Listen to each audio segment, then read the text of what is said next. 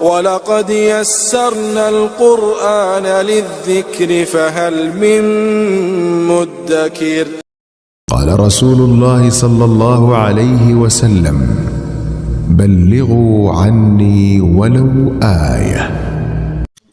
نحمده ونصلي على رسوله الكريم. اعوذ باللہ من الشیطان الرجیم. بسم اللہ الرحمن الرحیم. عن معاذ رضی اللہ تعالی عنہ قال: اوصانی رسول اللہ صلی اللہ علیہ وسلم بعشر کلمات. حضرت معاذ بن جبل رضی اللہ تعالی عنہ سے روایت ہے کہ رسول اللہ صلی اللہ علیہ وسلم نے ایک دفعہ مجھے 10 باتوں کی وصیت فرمائی. قال: لا تشرک باللہ شیئا وإن قتلت وحرقت. رسول اللہ صلی اللہ علیہ وسلم نے پہلی وصیت یہ فرمایا اللہ کے ساتھ کسی کو شریک نہ کرو اگرچہ تم کو قتل کر دیا جائے اور جلا ڈالا جائے.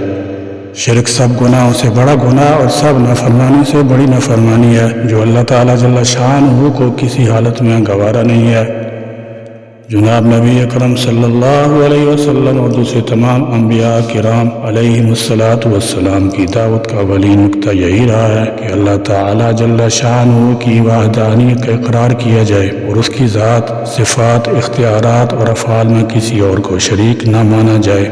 حتیٰ کہ اگر کسی موقع پر ایک مسلمان کو شرک اور قتل میں سے کسی ایک چیز کو اختیار کرنا پڑے تو اس کے لیے عزیمت کا راستہ یہی ہے کہ وہ قتل ہونا قبول کر لے مگر اپنے ایمان کو شرک سے آلودہ نہ کرے.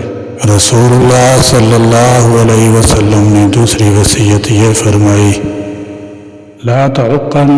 والدیک وإن أمرأك أن تخرج من أهلك ومالك. اور اپنے ماں باپ کی نافرمانی نہ کرو اگرچہ وہ تم کو حکم دیں کہ اپنے اہل و عیال اور مال و منال کو چھوڑ کے نکل جاؤ.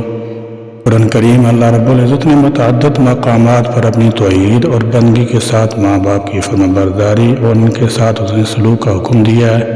جن کی وجہ مفسرین کرام رحمہ اللہ یہ بیان فرماتے ہیں کہ انسان کے پاس سب سے بڑی دولت اور نعمت اس کی زندگی ہے اور زندگی دینے والا خدا ہے،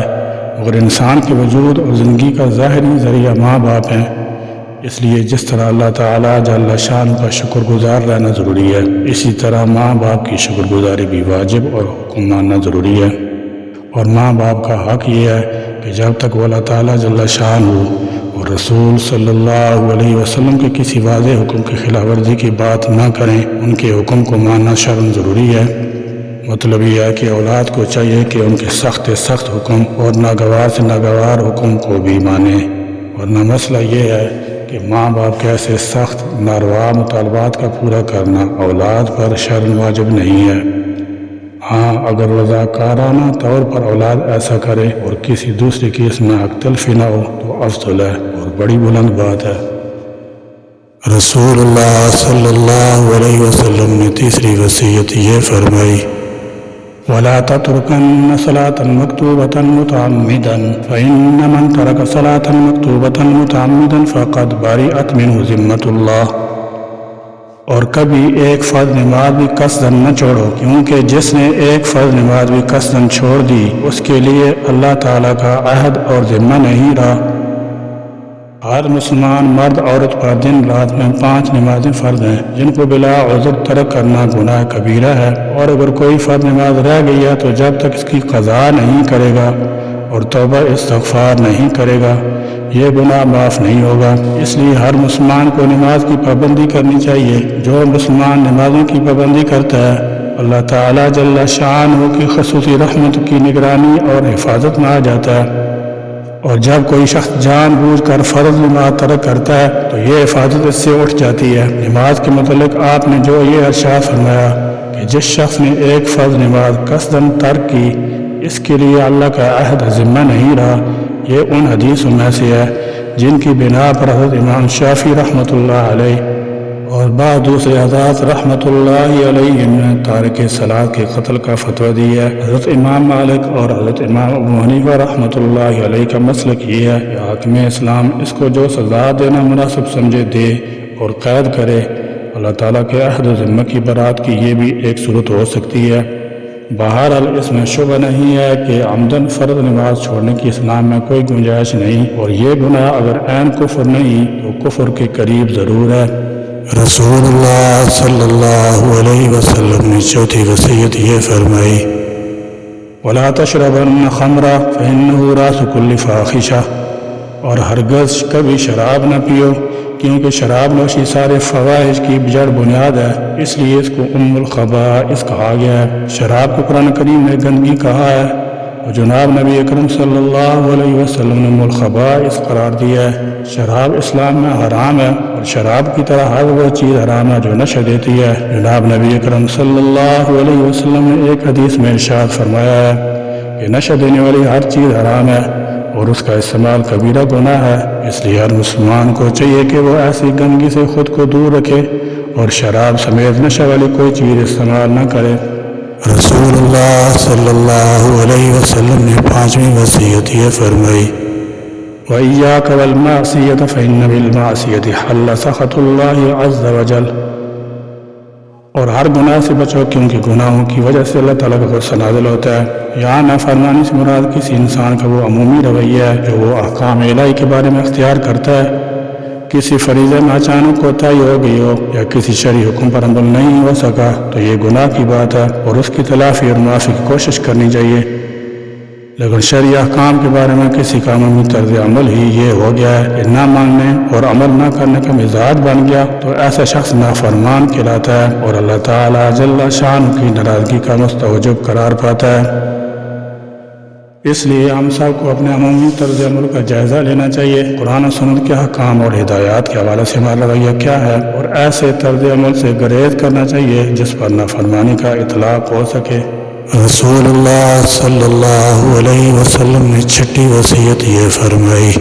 وَإِيَّاكَ وَالْفِرَارَ مِنَ الزَّخْفِ وَإِنَّ أَهْلَكَ النَّاسِ، میدان جنگ سے فرار اختیار نہ کرنا اگرچہ لوگ ہلاک ہو رہے ہوں۔ جہاد اور اس میں ثابت قدمی دینی تقاضوں میں فرائض میں سے ہے، اور میدان جہاد میں دشمن سے لڑتے ہوئے موت کے خوف سے بھاگنا کبیرہ گناہ ہے جس کی قرآن کریم نے مذمت کی ہے، اس لیے کہ موت اللہ تعالیٰ جل شانہ کے ہاتھ میں ہے جو اپنے وقت پر ہر حالت میں آ کر رہے گی، اور جہاد سے بھاگنا دراصل اللہ تعالیٰ کے حکم سے بھاگنا ہے جو شدید ترین نافرمانی ہے۔ البتہ جنگی حکمت عملی کے تحت جگہ بدلنا اور اس کی ضرورت کے تحت پیچھے ہٹنا اس میں شامل نہیں ہے۔ رسول اللہ صلی اللہ علیہ وسلم نے ساتویں وصیت یہ فرمائی، وَإِذَا أَصَابَ النَّاسُ مُوتٌ وَأَنْتَ فِيهِمْ فَاثْبُتْ، اور جب تم کسی جگہ پر لوگوں کے ساتھ رہتے ہو اور وہاں کسی وبائی مرض کی وجہ سے موت کا بازار گرم ہو جائے تو وہ ہی جمے رہو، یعنی جان بچانے کے خیال سے وہاں سے مت بھاگو۔ شرعی مسئلہ یہ ہے کہ جناب نبی اکرم صلی اللہ علیہ وسلم کی ہدایت ہے کہ اگر کسی جگہ ایسی وبا پھیل جائے کہ عام موتیں ہو رہی ہوں، مثلا ہیضہ اور طاعون وغیرہ، تو وہاں رہنے والوں میں سے کوئی باہر نہ جائے اور نہ ہی باہر سے کوئی وہاں جائے۔ اس پس منظر میں نبی اکرم صلی اللہ علیہ وسلم کا ارشاد گرامی ہے، اگر ایسی صورتحال پیش آ جائے تو اللہ تعالیٰ جل شان کی حکم اور تقدیر پر صابر شاکر رہتے ہوئے وہاں سے فرار اختیار نہ کیا جائے۔ رسول اللہ صلی اللہ علیہ وسلم نے آٹھویں وصیت یہ فرمائی، وَأَنفِقْ عَلَىٰ عِيَالِكَ مِن طَوْلِكَ،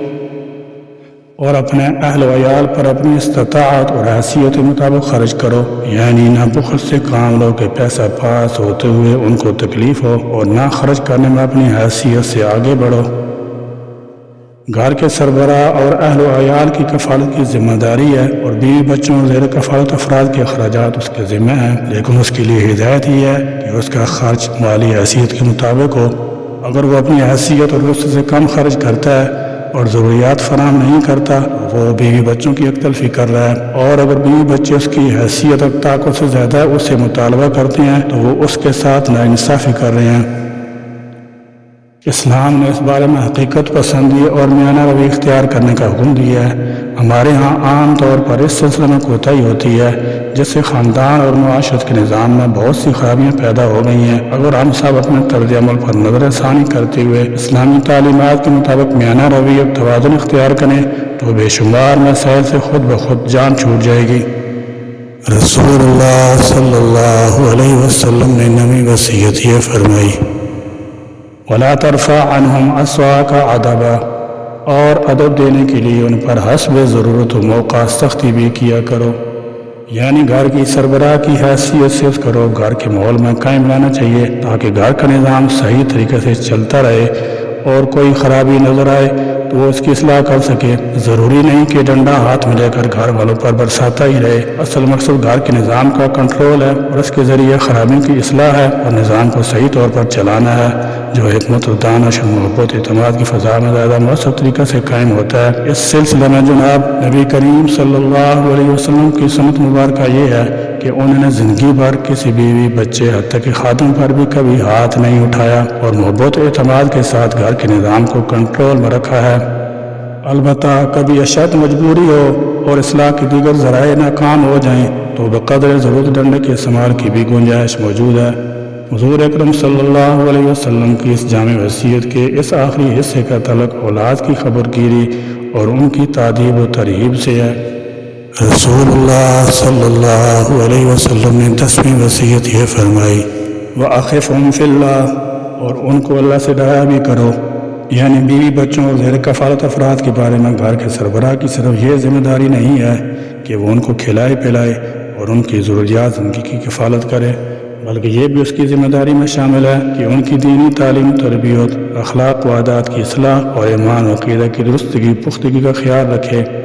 کیونکہ اگر گھر کے سربراہ کی غفلت اور بے پرواہی کی وجہ سے گھر کے افراد دین سے دور رہیں گے، ان کے عقائد خراب ہوں گے، اعمال و عبادات میں کوتاہی ہوگی اور اخلاق و عادت میں بگاڑ ہوگا، تو ان کے گناہ اور ذمہ داری میں بھی وہ بھی شریک شمار ہوگا۔ فرمایا وَأَخِفْهُمْ فِي اللَّهِ، یعنی تمہارے ذمہ یہ ہے کہ اپنے اہل و عیال کی دل میں خوف خدا پیدا کرتے رہو، اس کے لیے جو تدبیریں بھی کرنی پڑیں وہ گویا ہمارے فرائض میں سے ہیں، اور ہم اس کے لیے اللہ تعالیٰ جل شانہ کے یہاں جواب دہ ہوں گے،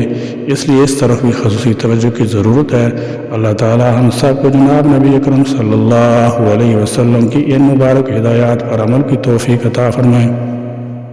آمین یا رب العالمین۔ وآخر دعوانا ان الحمد للہ رب العالمین۔